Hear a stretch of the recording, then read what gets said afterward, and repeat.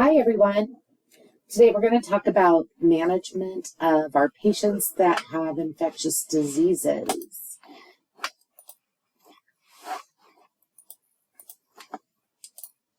So I think I missed a slide. There's the objectives for this PowerPoint.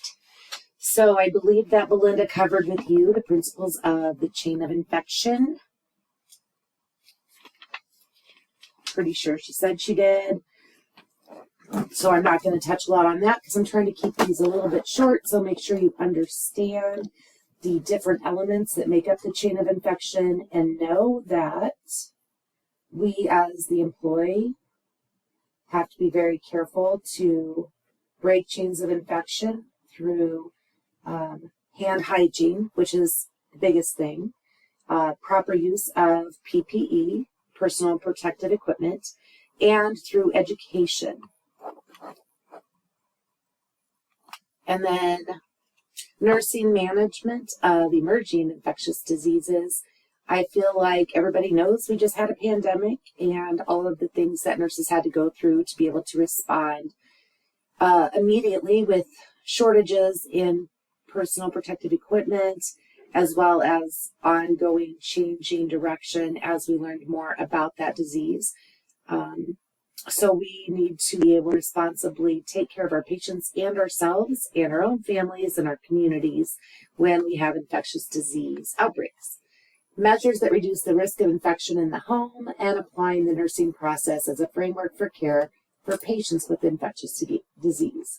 This is a great thing to know, this entire thing. So you see all these pieces of frayed rope. Those are all of the places where we can break the chain of infection through our actions or through community actions. So be familiar with this diagram. I'm not saying memorize it, but just understand how it works, what causes the infection, what are the reservoirs. So it's anything that can house the infection, people, equipments, water, depending on what it is, and then how does it get out? Excretions, secretions, skin, droplets, depending on the disease. How does it transmit?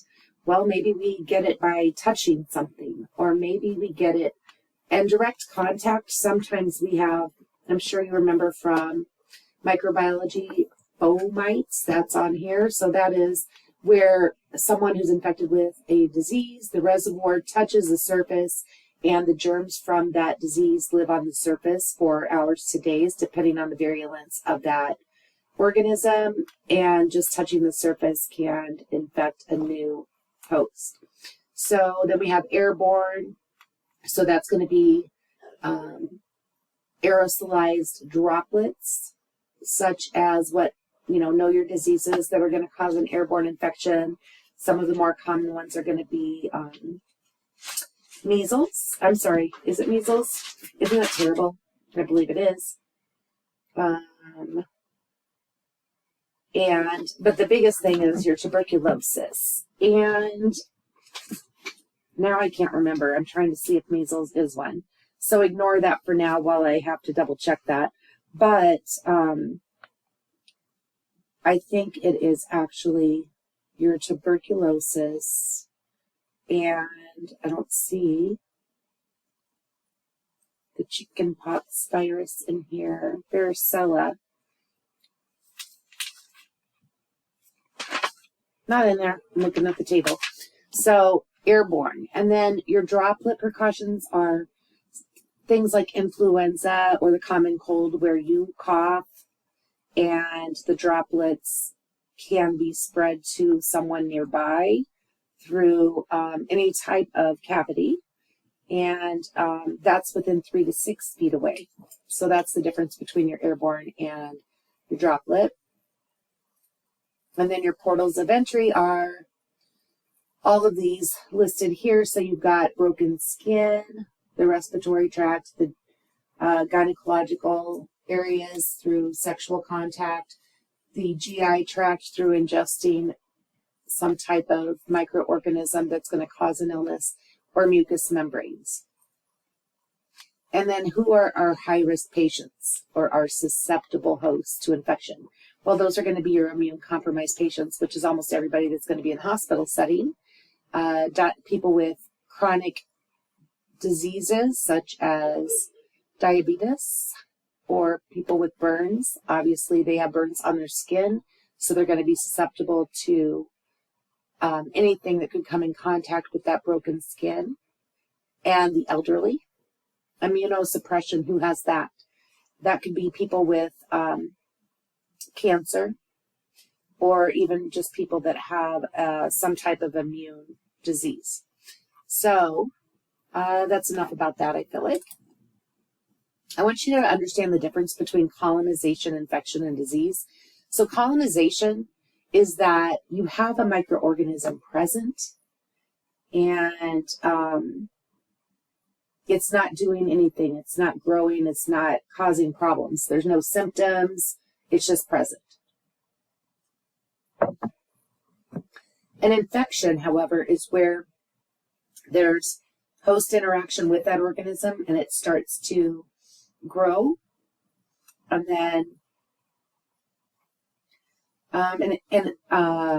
it gives you the example here of a patient that has Staphylococcus aureus, and they have staphylococci on the skin, but their skin's not broken or irritated, so they do not get that Staphylococcus aureus infection.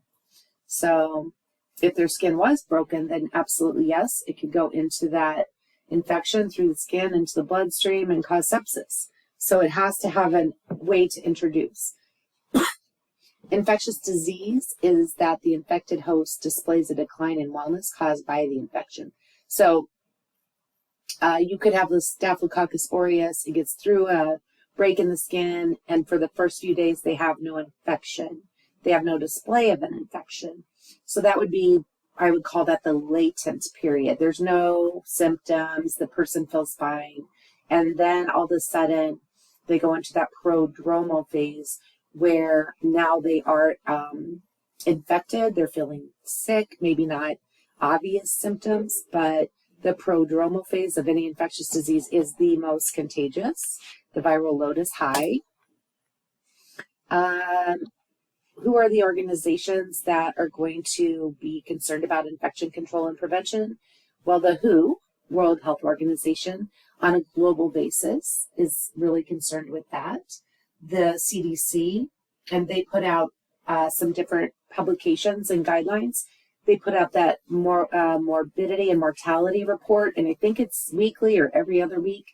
And we really look at that from an epidemiology perspective to see where are we having outbreaks of disease and what do we need to do from a public health perspective with that. They also put out a publication that shows hospital-acquired infections, and that gets published, and a lot of people, you can go out and look and see how many types of hospital-acquired infections are out there, even locally in the hospitals, and make an informed decision as to, do I want to go to that hospital?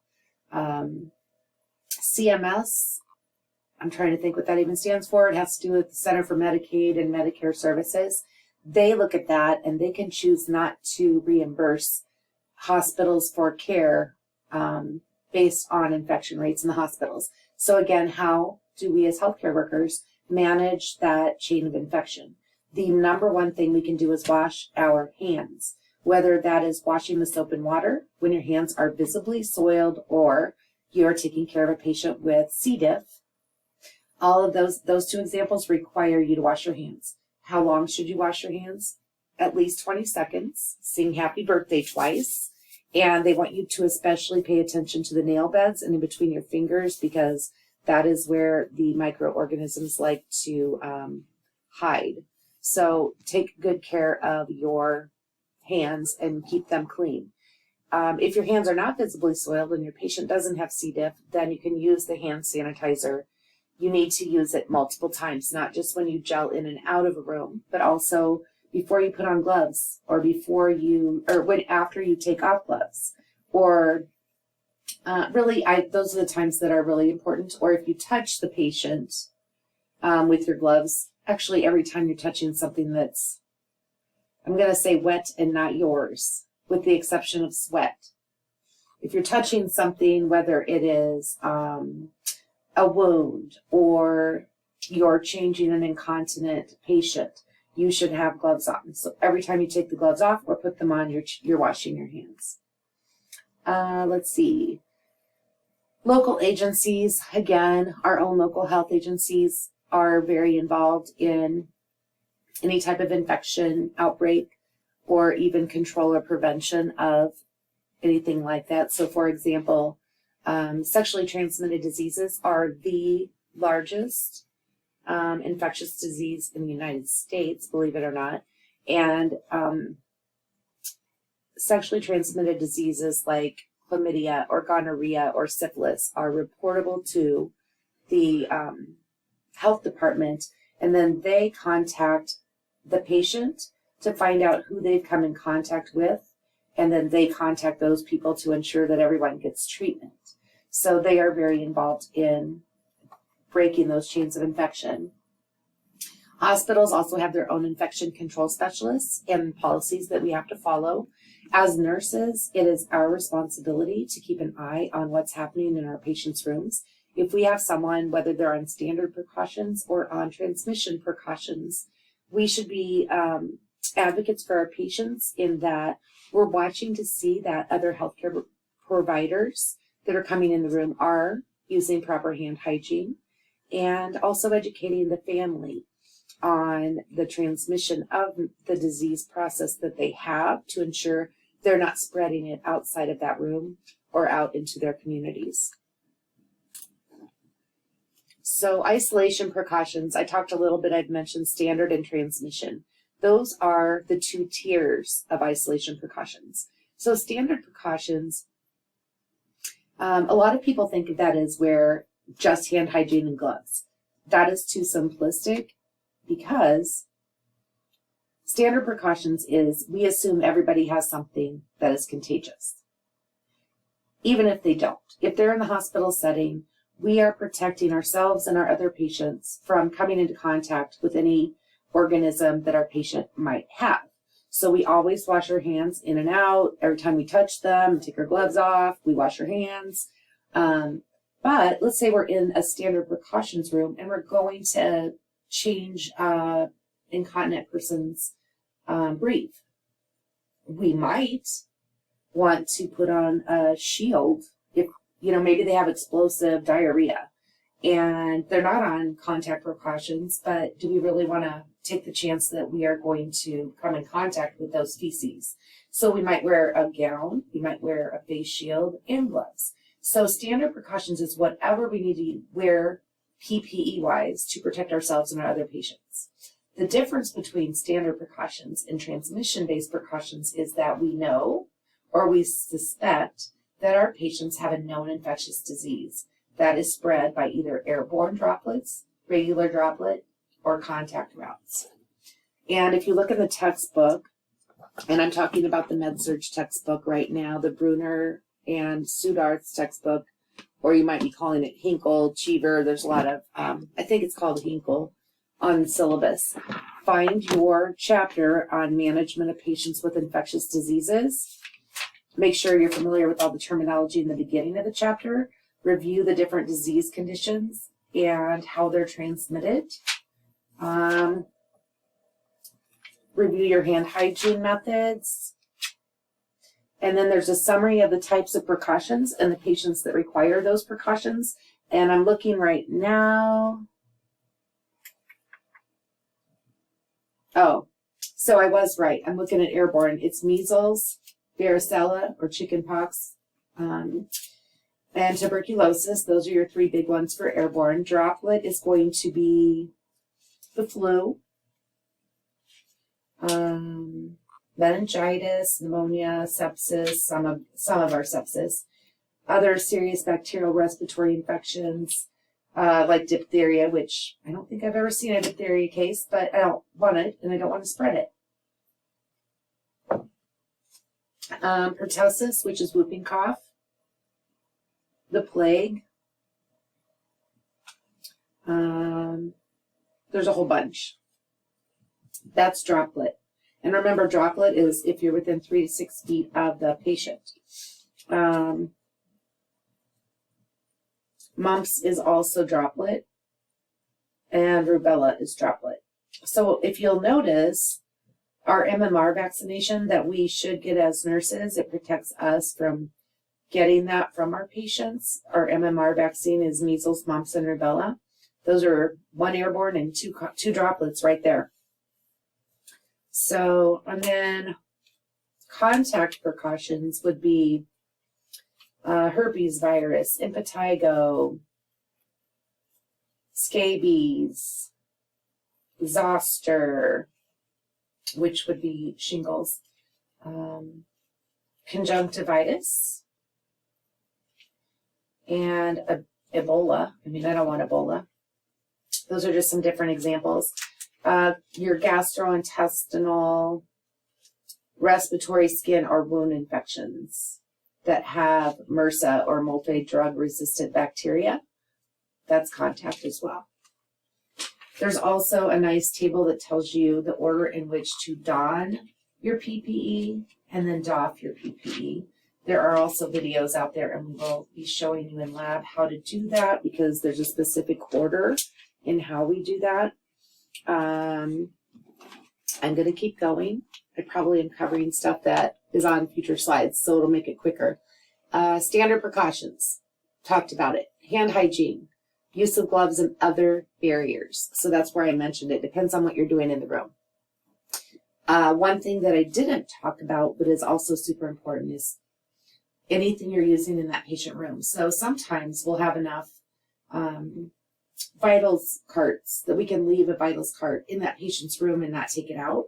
But if I have to use that vitals cart on all my patients, we're wiping that down with special antibacterial, antimicrobial wipes in between each patient's room to make sure that we're not spreading that microorganism.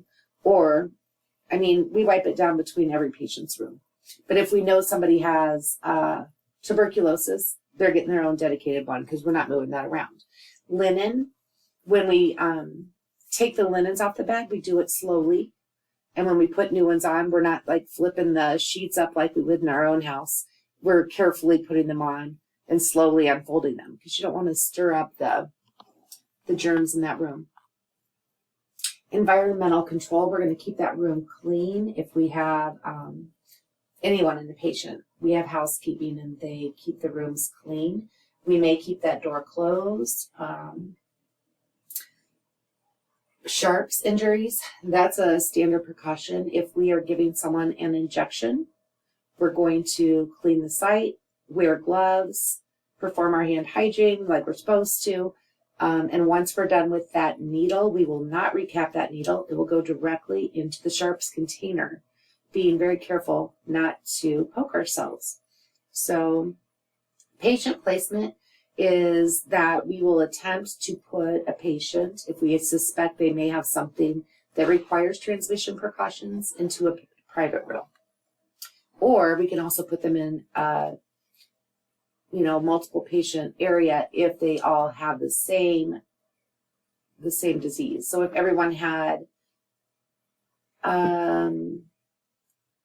COVID, or if, well, really, I guess, or if everybody had the same version of the flu, we could put those patients in the same room. Transmission-based precautions, there's always an added element to transmission-based. So every patient is standard. Can you think of patients that would be standard precautions?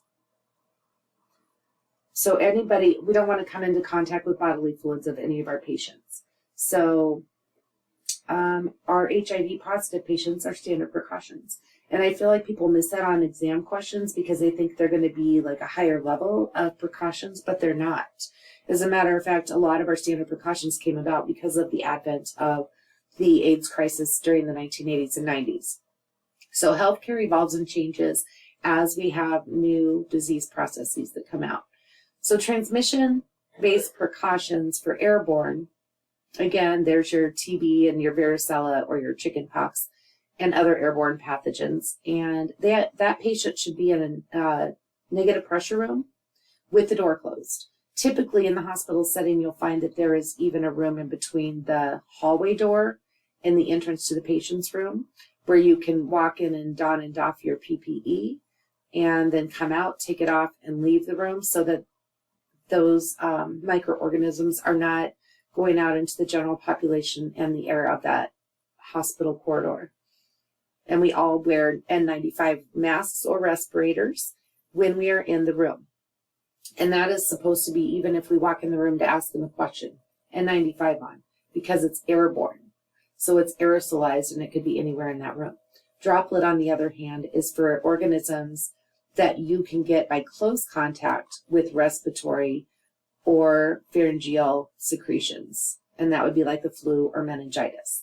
We're going to wear a face mask, but we can leave the door open because the patient's not within 3 to 6 feet of the door. We are going to ask them, anybody who's on transmission-based precautions, to remain in their room until the time of that precaution has passed. And the only time we would have someone leave the room, like if they had to go to a procedure or for diagnostic testing, they would have to wear a mask. So we do wear a face mask whenever we have droplet precautions. And I guess that's about it about droplet. And then transmission-based precautions, slide 2, it has to do with contact precautions. So if I can get something from skin-to-skin contact, one of those things that is the most virulent and probably the most common in the hospital setting is C. diff or Clostridium difficile. We use barriers to prevent transmission. So we don't need a mask because it's really touching stuff that's going to get us in trouble.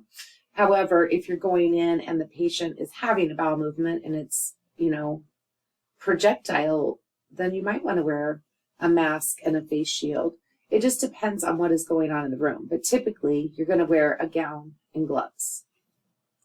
And we also have to use an enhanced cleaning process that kills the germs that are involved in C. diff because our traditional cleaners do not kill C. diff.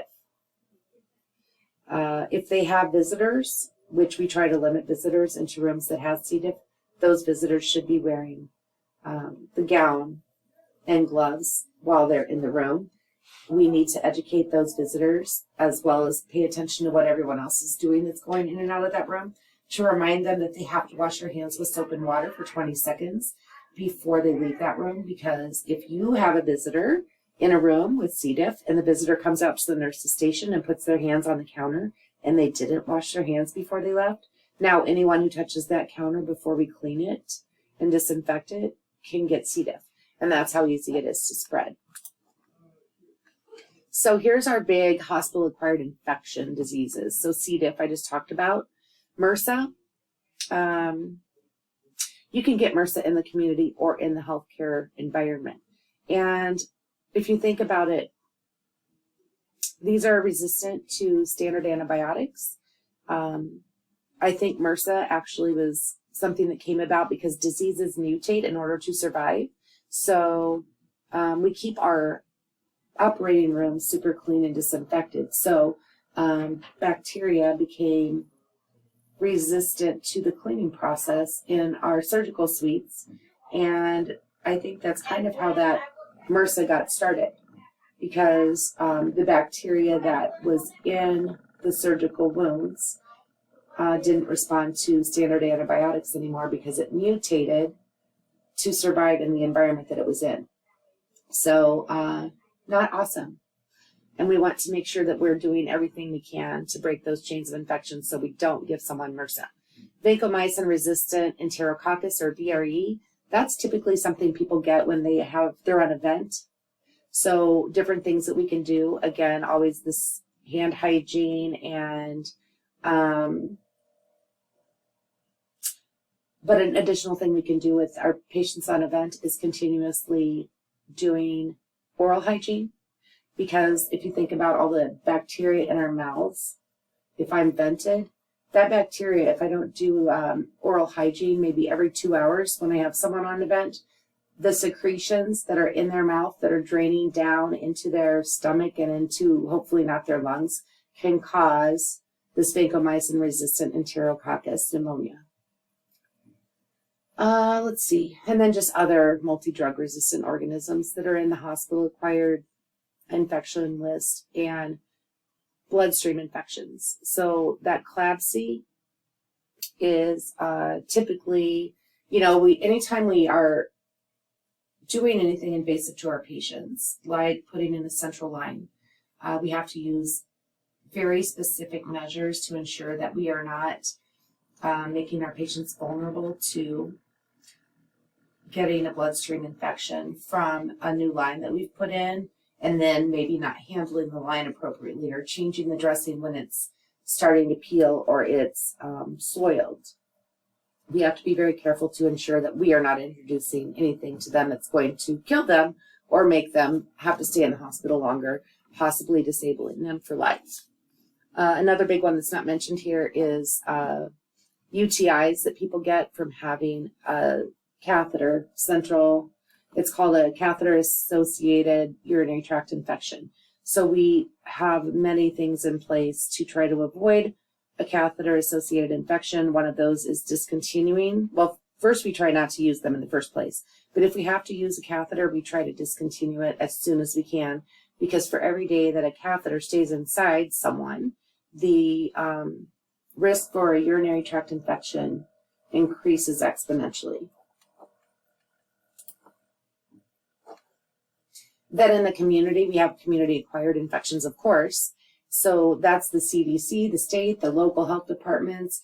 We have our water sanitation, making sure our water isn't going to get us sick. We have I think USDA and the state go in and they will do inspections in different restaurants and anywhere food is prepared. And we have immunization programs.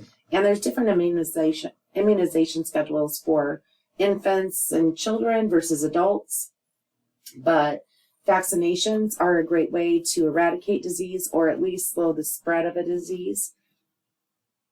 And we really highly recommend that people get their vaccinations for that reason. Sometimes we can't get the vaccinations because we have immune compromise, we're immune compromised. So do we want to get live vaccines if we're immune compromised? No, probably not. But those that are immune compromised definitely should get an annual flu vaccine because they are going to possibly be so ill that they can die from the flu if they don't get that immunization. HPV is on here. HPV is, I wouldn't say it's new, but it's relatively new. It's probably been around 20 to 30 years. And it vaccinates against the human papillomavirus, which causes cervical cancer. So it is a good thing. The human papillomavirus is typically sexually transmitted. It's also commonly known as genital warts, and those warts can mutate and cause cancer, which can kill people. So it's a good thing to get your kids immunized against HPV. I think they usually do that around 14 years of age. It's recommended. Emerging infectious disease. I think you probably recognize all or most of those. I will say pertussis, whooping cough.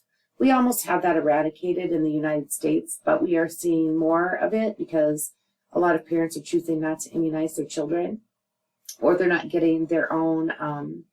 So we have DTaP and Tdap vaccinations. One's for kids, one's for adults. Adults should be getting one every 10 years, and that's tetanus, pertussis, and diphtheria. That's what it vaccinates against. But a lot of people choose not to get those, or they'll forget they're due for them. And now people are, we're multi-global travel. So it takes one plane to land with somebody that has it, and now you have an outbreak in a community because people are not vaccinated. So they do not have an immunity to that disease, and it can make you sick enough to die. So we're seeing these diseases. Some of them are new, but we're seeing more outbreaks of them. West Nile virus. During COVID a couple of years ago, we had a pretty nice outbreak of West Nile virus here in the valley, and a lot of people were hospitalized, and many of them passed away from their complications. They ended up with encephalitis, and they passed away. So you'll see 1, 2, 3 of those. These three, no. Zika and West Nile. The vector or the transmission for these two viruses is mosquitoes. So we need to, public health, keep the population of our mosquitoes down. What do we do now?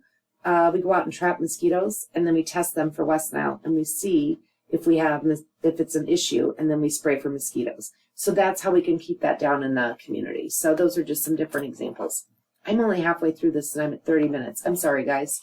I'll try to be quicker. I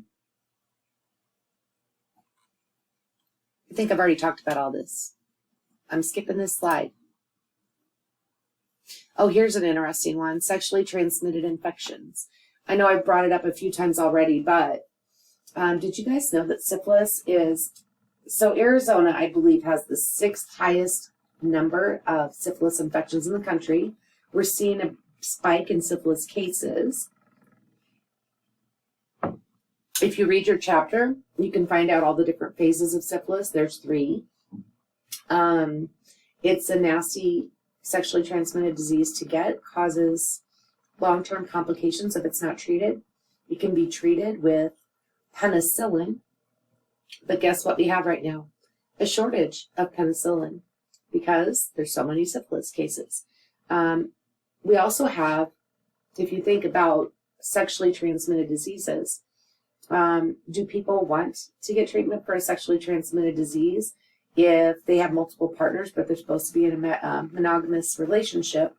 Puts people in a quandary because now they're in trouble with the person they're supposed to be in a monogamous relationship with. So all of these are reportable diseases that have to go to the State Department, so that anyone who came in contact sexually with these people have to be advised and offered treatment. And then anyone they had contact with also needs to be contacted. So remember, anytime you have sex with someone, you're sleeping with everyone they slept with.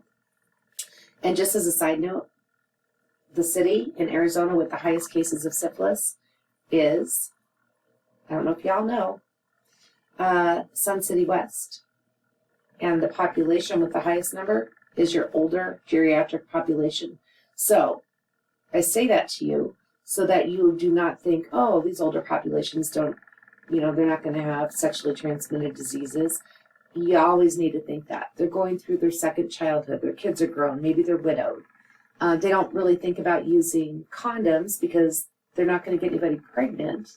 But now they're getting sexually transmitted diseases. So don't discount someone for their age and thinking that they may not have sexually transmitted diseases, because it's not true. Then we have chlamydia and gonorrhea. Usually if somebody has gonorrhea, we treat them for both because for whatever reason they tend to have both. And both of them can cause long-term complications if they're not treated. One of those is pelvic inflammatory disease in women, which can cause infertility issues later in life. A lot of times women won't have symptoms, so it's important that the public health department knows that they've been exposed, and then they get treatment. And then HIV. So those are the most common infectious diseases in the U.S. And sites of the infection, there's all the sites of the infection. So again, any opening: skin, urethra, cervix, vagina, rectum, and oral pharynx.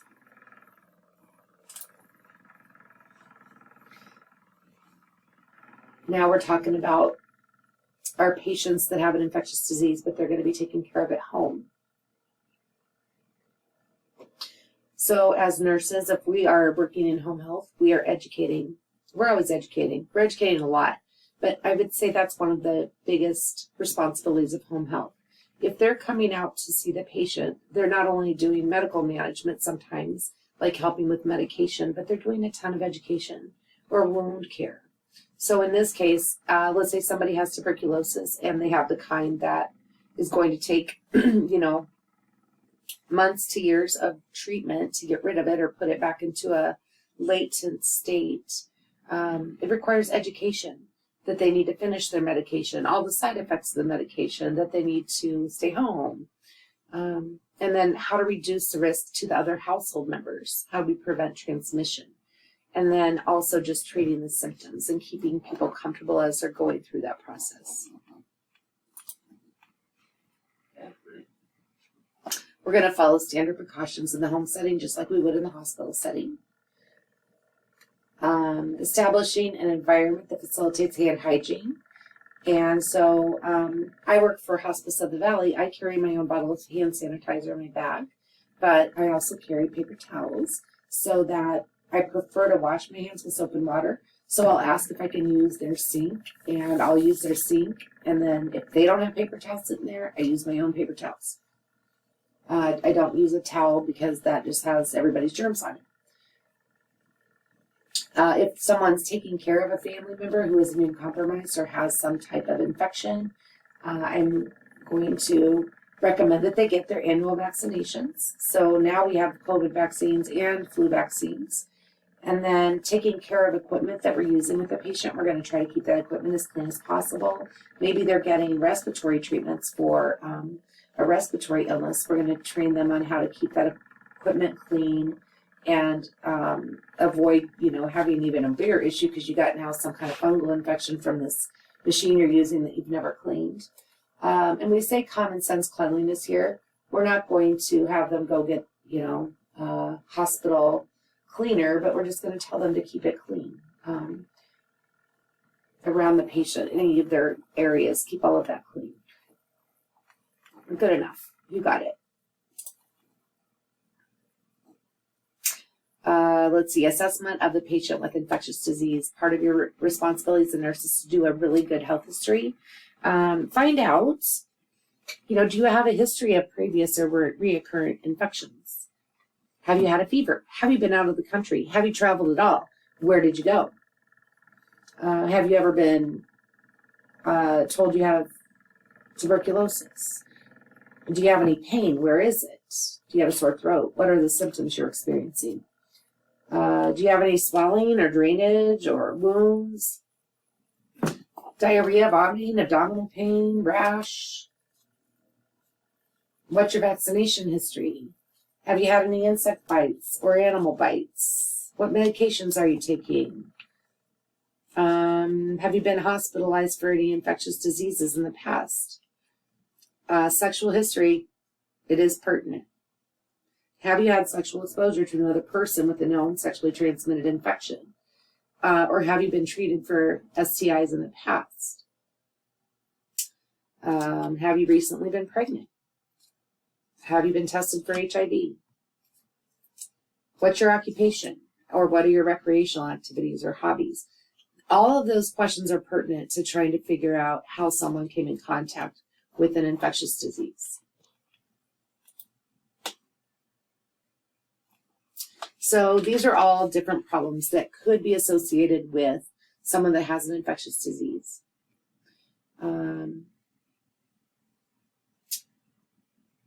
I mentioned a couple of them already.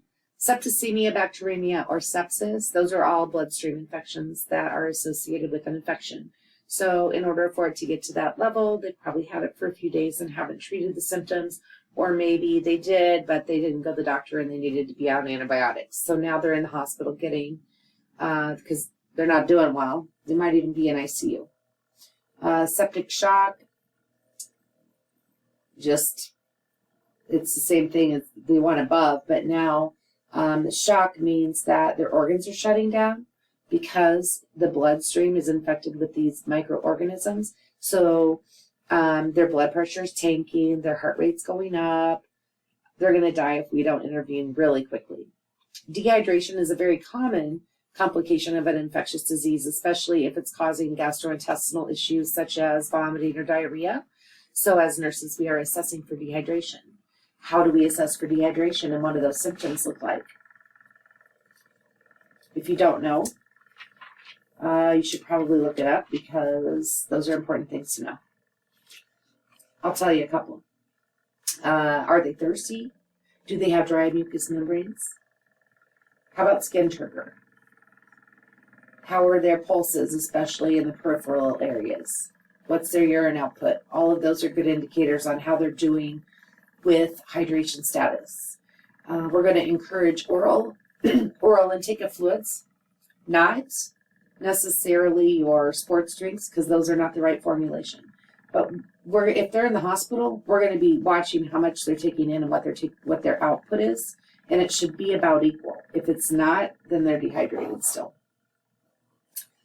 Endocarditis is an infection in the heart, infectious disease-related cancers. I talked a little bit about, or maybe I didn't. You could get some type, I did, HPV. When I talked about that vaccine, that can cause cervical cancer, and that's from a sexually transmitted disease. Infertility, a lot of your STIs are going to cause infertility, congenital abnormalities. So if you're pregnant at the time that you have an infectious disease, some of those infectious diseases can cause congenital abnormalities. Zika virus, if you know anything about that, babies were born with their brain malformed. So not good. So how do we prevent? These are our goals with our patients. Teaching them how to prevent spreading that infection. How did they get the infection? How do we treat it? And then their comfort measures. Maybe we tell them it's okay to have a little fever because that's part of the body's natural response, but if your fever goes over a certain level, maybe you should take Tylenol or Motrin, and educate them on the absence of complications, or these are complications and when you would need to seek further treatment. There's your preventing infection. Again, we've talked about all that. These are all things you would also want to teach your patients and their family or anyone they're coming in contact with. Diarrhea. There's all kinds of things that cause diarrhea. Rotavirus, norovirus, E. coli, salmonella, shigella, giardia, cryptosporidium, all of these things and more. I already went over the questions you want to ask your patients, but if they come in with diarrhea, have you been traveling recently? Have you had the use of antibiotics? Because a lot of antibiotics are going to cause diarrhea. Why? Because it kills everything it comes in contact with, including good gut bacteria, so it causes diarrhea. What about food? And when you ask them about their food intake, everybody thinks the last thing I ate caused me to get sick, but it could be 3 or 4 days back. So you want a good accounting of where they've eaten and what they had. And then their hydration status, we talked about that. How are they doing on their hydration status? That's one I didn't mention, sunken eyes. Those are all indications of dehydration. And then there's your planning and goals. Talked about that already also. Talked about that already. Talked about that. So these are just these are the 3 stages of dehydration. We're not going to ask you to name the 3 stages. We're just going to ask you to recognize that this is it's progressing. And then, again, more of the education and knowledge. Oh, if somebody has diarrhea and we determine that it's something infectious, we need to know if they work in the food preparation industry, because that is something that we need to let the health department know, because now we have to worry, is there going to be an epidemic or an outbreak of whatever it is they have because they prepared food in that and served others. A common one that you might see in restaurants would be hepatitis A. And that is sadly where your food preparation people did not wash their hands after they went to the bathroom. Yuck. So hygiene, washing those hands, wash your hands, wash your hands, wash your hands, and standard precautions. I think that's enough, which is good because it's already 45 minutes. Hope this makes sense. If you got any questions, you can certainly let us know. Jot them down so we can talk about them more in class.